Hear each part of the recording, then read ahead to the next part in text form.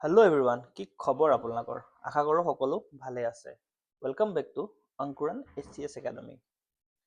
আমি যেনেকৈ ডেইলি এটা PYQ লৈ আহোঁ APSCৰ, আজিও লৈ আছোঁ। আজিও একো ডিফাৰেঞ্চ নাই, সদায় আনিম বুলি কৈছোঁ, আনিমেই।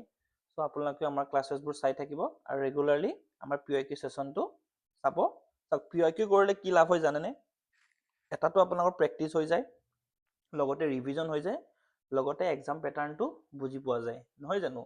চ' আপোনাৰ কনচেপ্টটো মনত আছে নে নাই? যদি নাই, PYQয়ে সহায় কৰিব টপিকটো ৰিভিজন দিবলৈ, নহয় জানো? কি হয়, PYQটো চালে আমি গম পাই যাওঁ ন, পৰীক্ষাত এনেকুৱা টাইপৰ কুৱেশ্যন আহে। চ' আমি নিজকে এনেকুৱা টাইপৰ কুৱেশ্যনৰ কাৰণে প্ৰিপেয়াৰ কৰোঁ, নহয় জানো? চ' আজিও দেৰি নকৰোঁ আৰু আজি ক্লাছটো ষ্টাৰ্ট কৰোঁ। চ' আজিও PYQ এটা লৈ আহিছোঁ, আজিও পলিটিৰে আনিছোঁ, ঠিক আছে? পলিটিৰ মই বেছিকৈ আনো কিয় জানানে? পলিটিটো অলপ কনচেপচুৱেল বস্তু হয়। পলিটিতে একচুৱেলি ক'ব গ'লে ন, আপোনাৰ বেছি কনচেপ্ট লগা কুৱেশ্যনবোৰ আহে, বাকী বেছিভাগটো ফেকচুৱেলে আহে। পলিটি বিশেষকৈ কনচেপচুৱেল আহে। চ' আমি ট্ৰাই কৰি আছোঁ কি পলিটি কুৱেশ্যনবোৰ বেছিকৈ আনিবলৈ, ঠিক আছে? চ' ষ্টাৰ্ট কৰোঁ আজি কুৱেশ্যনটো। আজি কুৱেশ্যনটো একদম ইজি হয়, কিন্তু ইয়াৰ ভিতৰৰ কনচেপ্টখিনি মই দিবৰ কাৰণেহে এই কুৱেশ্যনটো আনিছোঁ, ঠিক আছে নে? চ' আহক, লেটছ ষ্টাৰ্ট। কুৱেশ্যনটো সুধিছে, who is the chairman of Rajya Sabha? A the president, B the prime minister, C the vice president, D the attorney general. আমি চবেই এইটো এনচাৰ জানো, একদম ইজি, নহয় জানো? এইটো এনচাৰটোনো কি হয়? চবেই জানো আমাৰ এনচাৰটো হ'ল ভাইচ প্ৰেচিডেণ্ট। আমি চবেই জানো ইয়াৰ এনচাৰটো অপশ্যন চি কি হয়? আমি চবেই নাজানো জানো এইটোৰ এনচাৰটো কি হয়? অপশ্যন চি ভাইচ প্ৰেচিডেণ্ট, নহয় জানো? ভাইচ প্ৰেচিডেণ্ট হয়নে? ডেফিনেটলি হয়। ষ্টিল মই আপোনালোকক এটা প্ৰশ্ন সোধোঁ, বৰ্তমান সময়ত আমাৰ ভাইচ প্ৰেচিডেণ্ট কোন হয়? ঠিক আছে, সেইটো মোক আপোনালোকে কমেণ্ট ছেকশ্যনত জনাব। চ' এনচাৰটো আমি জানো, কিন্তু ষ্টিল মই কুৱেশ্যনটো অনাৰ কাৰণ হ'ল আপোনালোকক একচুৱেলি মই আজি আমাৰ গোটেই পাৰ্লিয়ামেণ্টৰ ষ্ট্ৰাকচাৰটো বুজাবলৈ এই কুৱেশ্যনটো আনিছোঁ। পাৰ্লিয়ামেণ্টত কি কি আছে, কোনবোৰ আৰ্টিকেল দি পাৰ্লিয়ামেণ্টটো বনে, পাৰ্লিয়ামেণ্টত কি কি বস্তু দি পাৰ্লিয়ামেণ্ট বনে, সেইখিনি বস্তু পঢ়াবৰ কাৰণে এই কুৱেশ্যনটো আনিছোঁ, ঠিক আছে? চ' আমাৰ পাৰ্লিয়ামেণ্ট বুলি ক'ব গ'লে, চাওক, আমাৰ পাৰ্লিয়ামেণ্টক ডিফাইন কৰে আৰ্টিকেল 79। কিমানে? আৰ্টিকেল 79। আৰ্টিকেল 79 কি কয়? আমাৰ পাৰ্লিয়ামেণ্টত প্ৰেচিডেণ্ট, লোকসভা আৰু ৰাজ্যসভা থাকিব, ঠিক আছে নে? ৰাজ্যসভা। এতিয়া আপোনালোকৰ মনত প্ৰশ্ন এটা আহিব পাৰে, আমিতো শুনিছিলোঁ পাৰ্লিয়ামেণ্টত লোকসভা আছে বুলি আমি জানো, ৰাজ্যসভা আছে বুলি জানো, কিন্তু প্ৰেচিডেণ্ট কেনেকৈ আহিলে? How come president come in the parliament, হয়নে? এতিয়া কথাটো তাতে আছে, পাৰ্লিয়ামেণ্টত অহা এটা কাৰণ আছে। চাওক, আপোনালোকৰ আমাৰ পাৰ্লিয়ামেণ্টত আমাৰ কি আছে? লোকসভা, ৰাজ্যসভা বুলি আমি চবেই জানো। লোকসভা আৰু প্লাছ ৰাজ্যসভাৰ কামনো কি? আমাৰ কমন পিপলৰ কাৰণে বিল বনোৱা, ল বনোৱা, স্কিমছ আনা, এটচেট্ৰা এটচেট্ৰা, নহয় জানো? এইবিলাক কাম নকৰে জানো? এইবিলাক এখন বিল ল কেতিয়া বনে? যেতিয়া প্ৰেচিডেণ্টে এপ্ৰুভেল দিয়ে, ঠিক আছে? So' president is one of the utmost part of parliament. যদিও পাৰ্লিয়ামেণ্ট, লোকসভা বা ৰাজ্যসভাত আমাৰ প্ৰেচিডেণ্ট ডাইৰেক্টলি নবহে, কিন্তু আমাৰ পাৰ্লিয়ামেণ্টৰ এটা বহুত বেছি ইম্পৰ্টেণ্ট পাৰ্ট হয় প্ৰেচিডেণ্ট, মনত থাকিব। চ' প্ৰেচিডেণ্ট আমাৰ হেৰিৰ কাৰণে, পাৰ্লিয়ামেণ্টৰ কাৰণে বহুত বেছি ইম্পৰ্টেণ্ট পাৰ্ট। কিয়? কাৰণ প্ৰেচিডেণ্ট নহ'লে আমি এখন বিল হওক বা স্কিমছ হওক একো পাছ কৰিব নোৱাৰোঁ, ঠিক আছে? চ' আমি প্ৰথমতে আমি ষ্ট্ৰাকচাৰ অফ পাৰ্লিয়ামেণ্ট পঢ়োঁ। কি পঢ়িম? প্ৰথম আমি ষ্ট্ৰাকচাৰ পঢ়িম, ঠিক আছে? Structure of parliament. প্ৰথম কি আহিব? লোকসভা। ষ্ট্ৰাকচাৰ অফ পাৰ্লিয়ামেণ্ট, ঠিক আছে? Structure of parliament. চ' লোকসভাৰ কাক ৰিপ্ৰেজেণ্ট কৰে? আমি কি কওঁ এইটো? লোকসভাটোক আমি একচুৱেলি কি বুলি কওঁ? হাউচ অফ পিপল বুলি কওঁনে? হাউচ অফ পিপল বুলি কওঁনে? হাউচ অফ পিপল বুলি কিয় কওঁ? কাৰণ ইয়াত ডাইৰেক্ট ইলেকশ্যন হয়। ডাইৰেক্ট ইলেকশ্যন মানে কি? আমি আমাৰ MP ডাইৰেক্ট ভোট দি আমি ডাইৰেক্ট ইলেক্ট কৰোঁ, নহয় জানো? এতিয়া আমাৰ অসমত এনেকুৱা লোকসভা আসন কেইখন আছে? 14খন আছে, মনত ৰাখিব। আমাৰ অসমৰ পৰা লোকসভালৈ 14জন MP যায়, ঠিক আছে?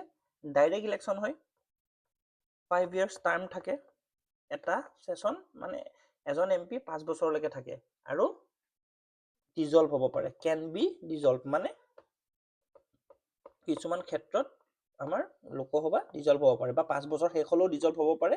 5 বছৰ শেষ হ'লেতো ডিজলভ হ'বই যদিহে এমাৰ্জেঞ্চি লাগি নাথাকে, নহ'লে কিছুমান ক্ষেত্ৰতো ধৰি লওক ন' কনফিডেন্স মচন পাছ হ'লেও ডিজলভ হ'ব পাৰে। চ' হাউচ অফ পিপল মানে লোকসভা ডিজলভ হ'ব পাৰে, ঠিক আছে।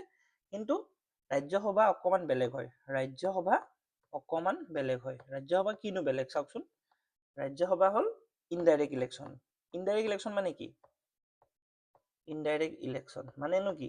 মানে আমাৰ চাওক, আমি যে আমাৰ ৰাজ্যসভাত এমপিবোৰ চিলেক্ট কৰোঁ, আমি নকৰোঁ, আমাৰ হেৰিয়ে চিলেক্ট কৰে, আমাৰ MLA বোৰে চিলেক্ট কৰে, ইলেক্ট কৰে, ঠিক আছে। আমাৰ MLA বোৰে ভোট দিয়ে। চ' সেইটো কাৰণে ইনডাইৰেক্ট ইলেকশ্যন বুলি কয়, ঠিক আছে নে? আমাৰ অসমৰ পৰা 7খন আসন আছে ৰাজ্যসভাত আৰু বৰ্তমান 7জন MP আছে। আমাৰ পবিত্ৰ মাৰ্ঘেৰিটাও যেনেকে আমাৰ ৰাজ্যসভাৰ পৰা MP বনি আছে, ঠিক আছে নে? বুজি পালে? চৰি, আমাৰ ৰাজ্যসভাৰ MP বনি আছে। লগতে মই কি কৈছো, লোকসভা কেন বি ডিজলভ, কিন্তু ৰাজ্যসভা কেনট বি ডিজলভ। বুজি পাইছেনে? মানে পাৰ্মানেণ্ট। কেনট বি ডিজলভ মানে কি হ'ল? Permanent body. বুজি পাইছেনে? Permanent body. আৰু সদায় মনত ৰাখিব, 1/3 ৰিটায়াৰ আফটাৰ এভৰি 2 years, মানে প্ৰত্যেক 2 বছৰৰ মূৰে মূৰে 1/3 ৰিটায়াৰ হৈ থাকে, ঠিক আছে। বুজি পালে? এইখিনি ক্লিয়াৰ হ'লনে? একোতো ডাউট নাই। এতিয়া কথাটো হ'ল, আমাৰ দুটা হাউচনো কিয় আছে? লোকসভা আৰু ৰাজ্যসভানো কিয় আছে? এতিয়া কথাটো হ'ল যাতে বেলেঞ্চ অফ পাৱাৰ থাকে, বেলেঞ্চ থাকে।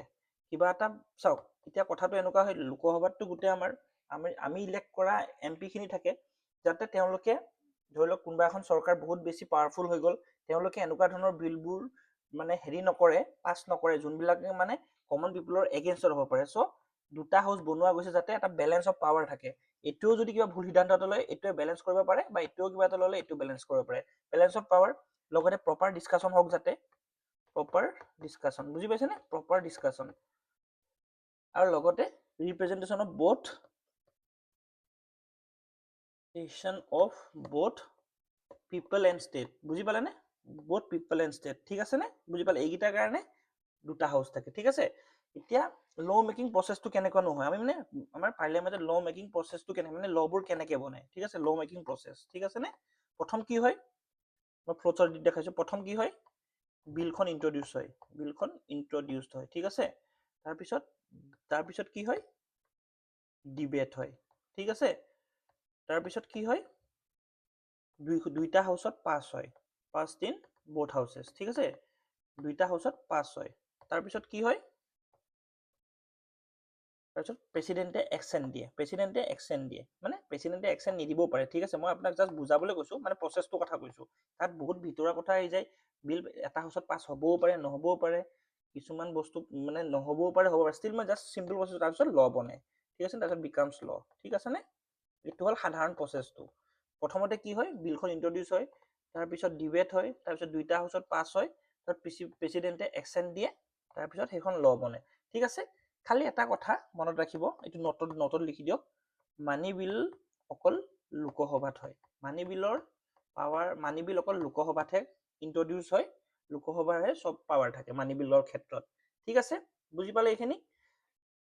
আৰু লোকসভাখন আমাৰ ৰাজ্যসভাতকৈ বেছি পাৱাৰফুল। লোকসভা ইজ মোৰ পাৱাৰফুল এণ্ড ৰাজ্যসভা। কিয়? কাৰণ লোকসভাৰ পৰা আমাৰ গভৰ্ণমেণ্ট বনে, গভৰ্ণমেণ্ট আমিহে চিলেক্ট কৰোঁ, নহয় জানো? গভৰ্ণমেণ্ট আমি বনাওঁ, কাৰণ আমাৰ ইলেক্টেড MP খিনি লোকসভাত থাকে আৰু আমি গভৰ্ণমেণ্ট বনাওঁ। আৰু লোকসভা ডিজলভ হ'ব পাৰে, ন' কনফিডেন্স মচন পাছ হ'ব পাৰে, ডিজলভ হ'ব পাৰে, নহয় জানো? ঠিক আছে নে? বুজি পালে? এতিয়া কিছুমান কথা মই আপোনাক কৈ দিওঁ। আৰ্টিকল 81ৰ কথা কওঁ। আৰ্টিকল 81ত কি হয়? কম্পজিশ্যন অফ লোকসভা কথা থাকে। বৰ্তমান সময়ত লোকসভাৰ চিট কিমান? 5, ইনে তাততো 552 আছে, কিন্তু বৰ্তমান সময়ত 543টা আছে, ঠিক আছে। মন থাকিব, 543টা আছে, হ'বনে? আমাৰ আৰ্টিকল 81 কি কম্পজিশ্যন অফ লোকসভা কথা কয়। আমাৰ ৰাজ্যসভাত কেইটা চিট আছে? 250টা আছে, মন থাকিব 250টা, ঠিক আছে নে? আৰু আৰ্টিকল 82টো মই আপোনাক কৈছো। আৰ্টিকল 82 কি হয়? আৰ্টিকল 82 হ'ল ডিলিমিটেশ্যন, নহয় জানো? ডিলিমিটেশ্যন, ঠিক আছে। আৰু আৰ্টিকল 83 কি হয়? আৰ্টিকল 83 হ'ল আপোনালোকৰ ডিউৰেশ্যন অফ হাউচেছ, ঠিক আছে। ডিউৰেশ্যন অফ হাউচেছ, ঠিক আছে নে? লোকসভাৰ কিমান হয়? লোকসভাৰ আপোনাৰ 5 ইয়াৰ্ছ, ঠিক আছে। কিন্তু তাতকে আগতো ডিজলভ হৈ যাব পাৰে, হয়নে? আৰু ৰাজ্যসভাৰ মই কি ক'লো? Permanent. Rajya Sabha permanent, Rajya Sabha dissolved নহয়, ঠিক আছে নে? বুজি পালে? এইখিনি বুজি পালে হ'লনে? ঠিক আছে। চ' এতিয়া আমি কুৱেশ্যনটোলৈ আহোঁ।